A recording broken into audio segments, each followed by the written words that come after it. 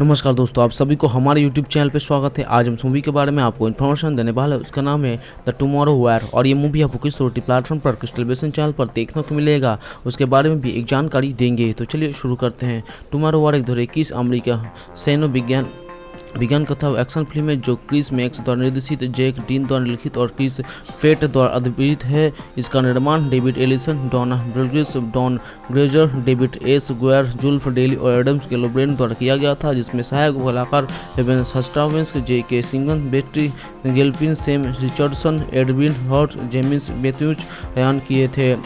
Armstrong और Keith वॉफर्स ये एक विदेशी सेना से लड़ने के लिए भविष्य में भेज गए वर्तमान सैनिकों और नागरिकों के विजन का अनुसरण करता है। दिसंबर 2022 में जीवन विज्ञान शिक्षक और पूर्व ग्रीन रेडर के डेन फ्रेंचाइजी सेना अधिकांश प्रयोगशाला में नौकरी पाने का सफल हो जाते। इस बीच वर्ष 2051 में सैनिक मैदान पर आकर विश्व कप में बाधा डालने है और घोषणा करते कि नवंबर 2048 में हाई प्रेस पायलट नामक एक एलियस रूप में दिखाई देंगे और 3 साल की अवधि के भीतर पृथ्वी पर अधिकांश जीवन का सफाया कर देंगे। वर्तमान समय के राष्ट्र और जन्म लीग के माध्यम से अपनी सेनाओं को भविष्य में भेजने के जो भी भविष्य के सैनिकों को दोहराया गया एक विकल्प विकसित वर्धों का उपचारण है।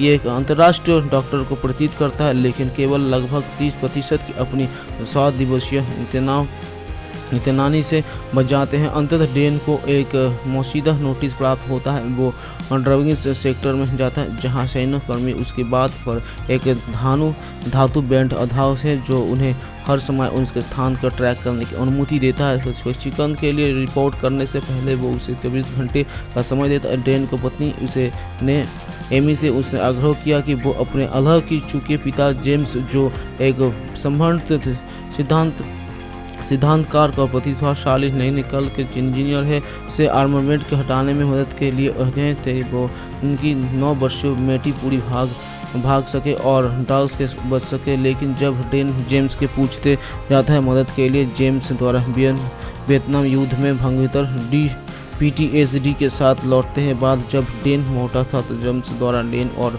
उसकी मां को छोड़ देता है, कारण दोनों में तीखी बहस हो गई। डेन अपने पिता से सहायता प्राप्त किया बना चला जाता है और ड्राफ्ट से इस्तीफा दे देता है। इस्तीफा के मियावी बीच के युद्धक्षेत्र में समय पर भाग जाते हैं। हालांकि एक शाकाहारी के कारण वे हवा के फेकरी के फीट से नीचे गिर जाते और उनमें से अधिकांश गिरकर मर जाते, जबकि एक छोटा समूह सुरक्षित रूप से एक मूल से उतर जाते। फिर उनका कमांडर उन्हें रेडियो पर आदेश देता है कि सैन्य बलों द्वारा उस क्षेत्र बमबारी किए उसके पहली पास के लैब कर्मियों को बचाया जाए जो स्पाइडर्स के भाग हुए हैं।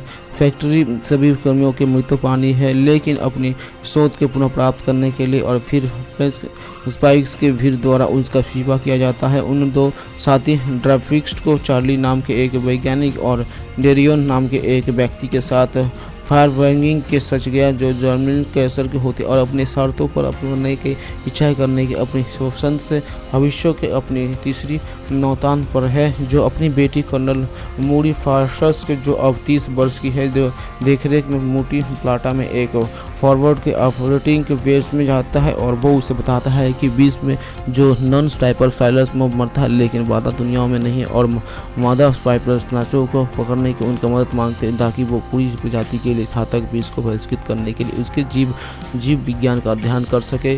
और उसके बाद वो डेन को ये भी बताते हैं कि अतीत में वो अपनी शोध के नौकरी के पाने के लिए असफल हो सके, जिसके कारण उसके अपनी पत्नी को तलाक दे दिया और अपने परिवार को छोड़ दिया।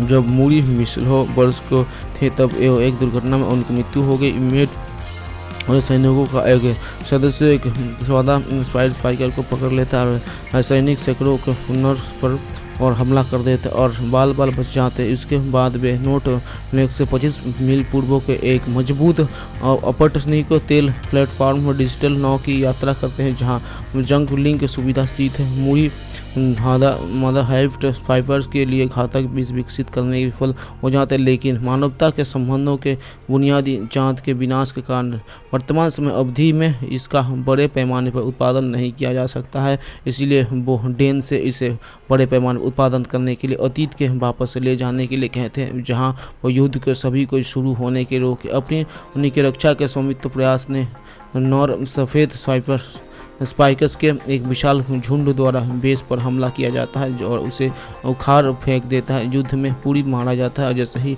डेन अपनी 7 दिवसीय तैनाती की अवधि के अंत तक पहुंचकर अतीत के वापस चला जाता है। बाद में भविष्य में सफ़ेद टूट गया और ये दर्शाता है कि पंगलिंग नष्ट हो गया है और भविष्य का युद्ध हार गया है, जिसमें दुनिया भर में बड़े पैमाने पर दशहर फैल गई है।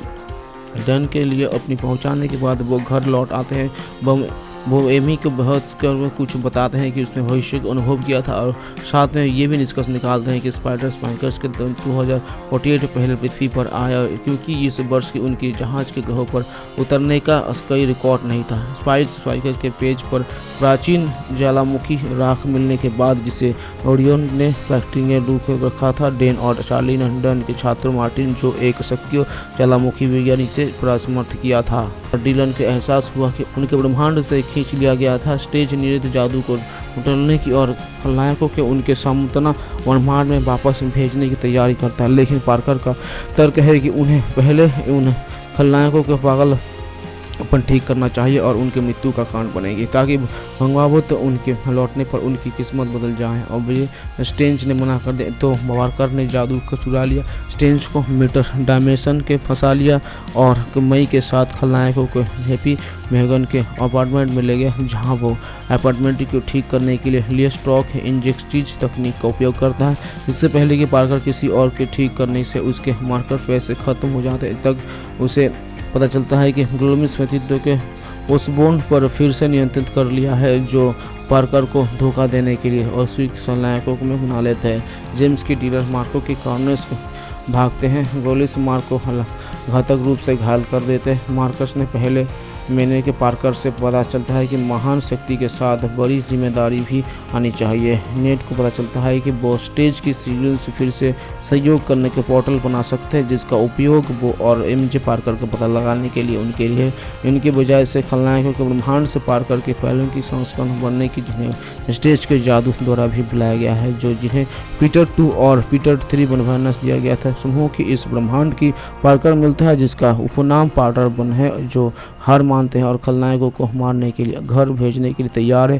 काल्पनिक पार्कर परियोजनाओं को खोद की कहानियों को साझा करने के लिए पीटर 1 का माई के सम्मान के लड़ने के लिए प्रोत्साहित करते हैं और 3 पार्कर खलनायकों को लिए इलाज विकसित करते हैं। समूह ने डिलन पार्कर को कार्नज को स्टेज ऑफ लिबर्टी का लालच दिया। पीटर 1 और पीटर 2 कार्नज और मार्को को ठीक करने के लिए उसकी कॉस्मेटिक की डिलन को ठीक करने के लिए मदद करने के लिए आते हैं और नेड स्टेज की मीनर डायमेंशन को मुक्त करता है। गोबलिन प्रकट होता है और निहित जादू उजागर करता है, जो ब्रह्मांडों के बीच की आधाओं की तोड़ता है और पार्कर की पहचान जानने के वाले के उसे में आग लगा दी और फिनिक्स के साथ मिल निकल गए। जब वे एक साथ भाग रहे तो कानून कुत्तों ने दोस्तों कर लेता और कुत्तों उसे गिरोह के होटल ठिकाने तक ले जाते हैं। होटल में रियान ने फिनिक्स का अगली नाम तारा बताया, उसे उसकी मां से मिलवाया, जो जीवित लेके स्थान में रूप में बीमार है। वो बताते हैं कि सेब बताते समय उसके विस्फोट कर दिया, उसके परिणामस्वरूप उसने अतिरिक्त आग में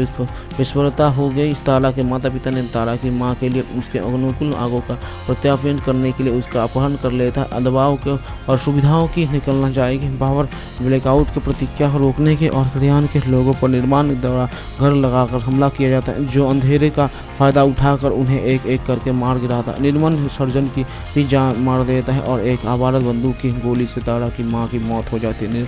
नॉर्मन ने रियान की आंखें के निकाल और उसे मृत समझकर छोड़ दिया। बुरी तरह से घायल नॉर्मन ने तारा को पुष्टि की कि उसके पिता ये सोच करते हैं कि वो हत्या के बलात्कार सहित अपने अपराध कबूल करता है और उसे सुरक्षा के लिए भागने के लिए कहता है। रियान प्रकट होता है और नॉर्मन की चाकू मार देता है और लेकिन तारा द्वारा उसे घातक रूप से चाकू मार दिया जाता है। तारा नॉर्मन की मदद के प्रयास करते हैं और यह दावा करते हुए कि वो उसे सच्चा बचा लेते हैं। उस पर वो दबाव देता है कि पहले ही बचा चुकी है। जाहिर तौर पर उसके घावों के कारण दम तोड़ने से पहले तारा निकल जाती है और एक बच्चों के घर से और जाती है और उसे जो उसने से पहले देखा था वो खेल रहे बच्चों के साथ एक समूह के पास जाती और अपना परिचय फिनिक्स के रूप में देते हैं। उसके बाद एक मध्य क्रेडिट दृश्यों में रेयान का कुत्ता नॉर्मन की उंगलियों को चाटता है और थोड़ा सा हिलता है। ये दर्शाता है कि जीवित। नवंबर 2016 में लेखक फंडे अल्वरेज ने घोषणा की कि डेड ब्रीथ की अगली कड़ी पर काम करना रहता है और वो वापस लौटने के लिए तैयार है। निर्देशक के रूप में निर्माता सैम रेनोल्ड्स ने से इसी सीक्वल के लिए अब तक का सबसे बड़ा विचार किया है।